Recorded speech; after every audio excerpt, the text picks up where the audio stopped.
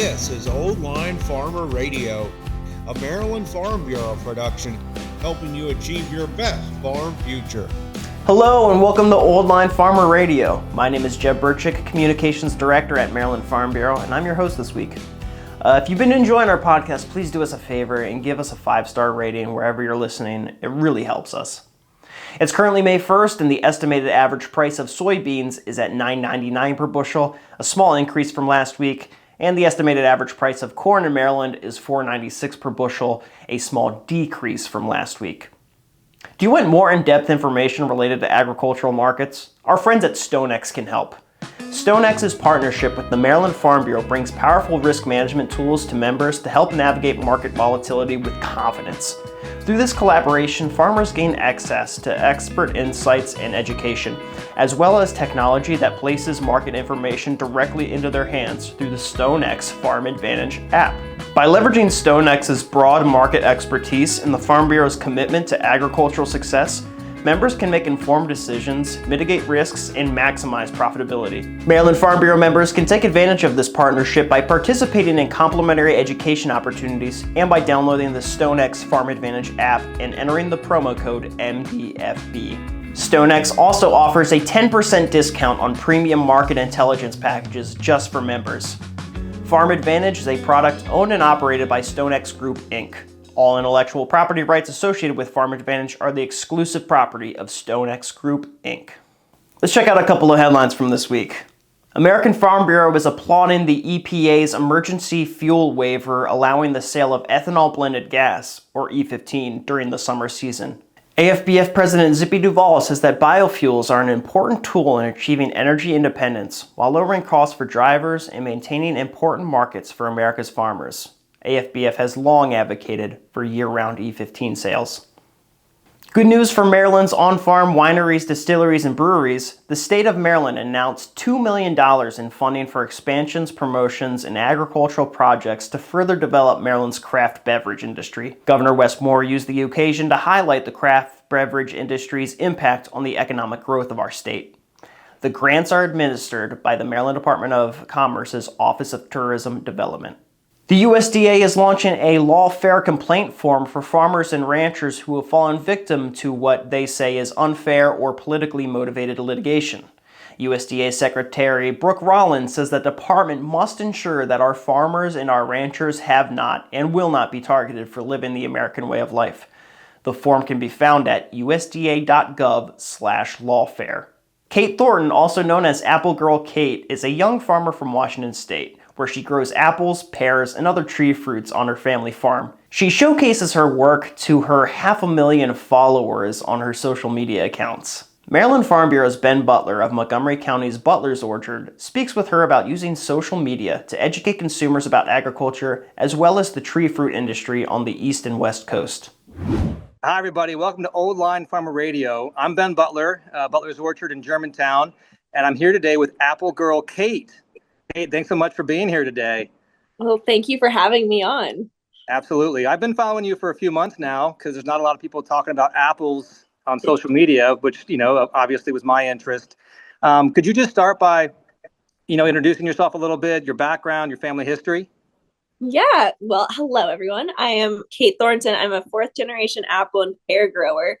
Now, I'm known as the Apple Girl on social media, but I will admit we do grow more pears than we do apples. But I started on social media probably when I was 17 years old, really getting into it. Started on TikTok, have grown on Instagram, LinkedIn, getting into YouTube now. But I've accumulated a little under 600,000 followers across social media. And I just educate people on who and where their food comes from in as fun of a way as possible. Yeah, and that's that's what's so great about what you're doing. When did you really start to take off, you think, and why is it so important for the message of production ag to be out there? Well, you're right. It is very important, and so I've believed in this journey of mine the entire way, and that's been very important because, I started when I was 17. I'm 22 now, and I just started posting videos because I was having all these one-on-one conversations with people where they were asking me these questions, and I was like, this is great. I'm having this great dialogue, but I could answer the same question for more people at a time. And that's why I started on social media, but really started seeing some traction. By the time I was going to college, I had hit about 80,000 followers on TikTok. And I was like, maybe this is the end of the road for me. But I just stayed at it. I would go home. It was like a 4.5-hour drive back home most weekends. I'd get a bunch of harvest content, edit it, and post it over the rest of the week, and just kept growing from there. But it's not an overnight thing. It's like farming. It's like tree fruit farming, where you're planting for 20 years down the road. But it's been cool to see it all come together. Yeah, as a production manager here, a lot of growers really don't have time. They don't really want to tell their story, or they might want to, but don't have the skill set that you do. So, from a production guy here, thank you for sending the message out there, because codling moth and fire blight and frost issues and finances, those are some of the big issues that people have no idea what we're dealing with. Yeah, absolutely. Oh, I mean, okay, so you talk about, all right, people don't really know how to talk about it. Well, my father, third generation farmer, I think he's on his 37th crop. He's actually one of my big stars on my page, because I do just stick a camera in his face, and as he's telling me stories, because it's like, that's farming, right? It's like telling those stories of the land and the history of how he acquired certain plots of land, or memories he has of certain employees and things like that. And so it's like that old age meeting my generation and kind of telling that story in that way. But the biggest thing is romanticizing it, because you're sitting there as a production manager and you're doing stuff every single day that seems so mundane to you. But look at it through the lens of maybe your kid's like a 5-year-old or something, where it's it's so mind-blowing to people, especially in more urban areas where they're not used to it. So I just kind of romanticize what we do on a day-to-day basis or a year-to-year basis. Yeah, you're totally right. Some of the different pieces of what we do every day are, you get used to them and you don't realize how special they are, but I think it's great. If you would talk a little bit about some of the challenges and why it's so important to put that out there on social media too. I mean, tariffs and diseases, and commercial farming is a very small margin situation, which, no offense, I'm thankful that we don't do that, but we need apples in the grocery stores. So share a little bit about that and how social media has been an avenue to have those conversations with people. Yeah. So I grew up, commercial ag, where our sole income has always been farming.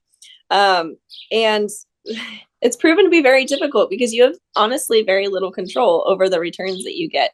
And so you put a lot of faith into your warehouses. We put our fruit on a truck, and then we send it to a warehouse, and then it's in their hands to sell it. And you're working with major retailers and stuff, and you kind of just have to deal with what they give you. And I don't think a lot of consumers understand that. I think a lot of consumers look at commercial ag and villainize it quite a bit. And I'm there as hey, so any of the, because people always ask me, where can I buy your apples? Which I think is so fantastic. But I live 25 minutes from the Canadian border in the middle of nowhere. I can't really ship my fruit to people. But I tell people, go into a grocery store, and any of the apples that you're picking up, if they're a U.S. apple, you're most likely supporting farmers and farming families like my own. So telling that story, it's not like we're the only small family orchard. I'm just representing a lot of different growing families. But I also I try to keep my page very positive, and I think it creates this sort of notion that I'm naive. Now, I've been through enough as I'm 22, but I've seen quite a bit in my 22 years as far as financial difficulty, getting refinancing, heartache of my father going through alcoholism and my parents splitting up and stuff. Those are very big realities of farming. And I talk a little bit about that, but talking about things that affect our industry and what we're seeing, there's always situational things. Every season is a little bit different. So talking about how we deal with the different problems that show up. whether it's a hailstorm or whether it's tariffs or things, and just sharing my point of view as a farmer in a very approachable way where I'm not polarizing people, because that's very important as someone who produces a crop that is fresh for consumption. Yeah, absolutely. And I was, a part of that conversation that's always challenging, and, direct to consumer and pick your own that we have these conversations a lot, but, the villainizing of the ag industry with pesticides is what I want to touch on. It's a reality. I know you live kind of in the desert, aren't you?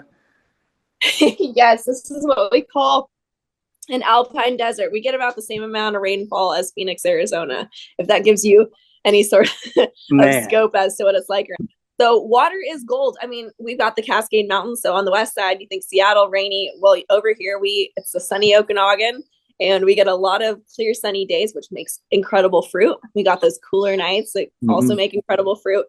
But you talk about pesticides. Okay, that is a great example, because even I don't touch on it so much because I do have such a consumer-facing audience. But I approach it in the way that if you see a tractor out there spraying, they're most likely, honestly, not even spraying chemicals like that. They're not even spraying pesticides and stuff, because that's not what we gravitate towards as much. Usually it's fertilizers and things like lime sulfur, where you're doing chemical thinning, or you're helping with overwintering diseases, pests, etc. And so telling them that, like, it's not just anytime you see a tractor out there spraying that they're spraying pesticides. And I think one of the biggest things is agriculture is such a huge shift. I mean, the USDA, I think, is the biggest government department aside from the military, right? And so you got all these people behind agriculture, and we've made significant progress. And, tree fruit, very labor intensive. So our labor conditions have improved drastically. Our application methods and what we're applying has improved drastically. So I think it's focusing on how much progress ag has made, even in the last 30 years, and will continue to make progress. But I think people don't realize, I think people have a lot of the mentality that ag is stagnant, like it's still this archaic thing. No, ag is like the most constantly evolving and changing and adapting. And I think there's a huge story to tell there. Instead of people, they have this connotation of an old guy sitting on a tractor and he's been doing the same thing for the last 50 years. There's some truth to that, but a lot of those things that he's been doing has changed itself. Yeah, I know you've talked about integrated pest management before, and we're in a similar boat here. And yeah, that's, like, I'm kind of like you. We don't really throw it in people's faces what we're doing, but if they have questions, we're more than happy to have that conversation, because pheromone disruptors. And I saw you're bringing in sterilized codling moth to reduce the population in the organic plot, which is really interesting. Oh, it's fascinating to watch. People have no idea. And that is something, being so close to the Canadian border, they have implemented over in BC, where there's a lot of tree fruit. And it was actually mandated by their government that everyone releases sterile insects. So insects that can't reproduce. And they like rarely ever see a codling moth sting. Codling moth, that stereotypical worm in the apple type of look, they like never see that. And it's because everyone's been doing it. And so now, as we bring that application method or that technology into our orchards, we're encouraging our neighbors to implement that as well. Because if all of us do it, then it eradicates that problem entirely. Right. If you've got a neighbor who's harboring a bunch, then your efforts are less. Exactly.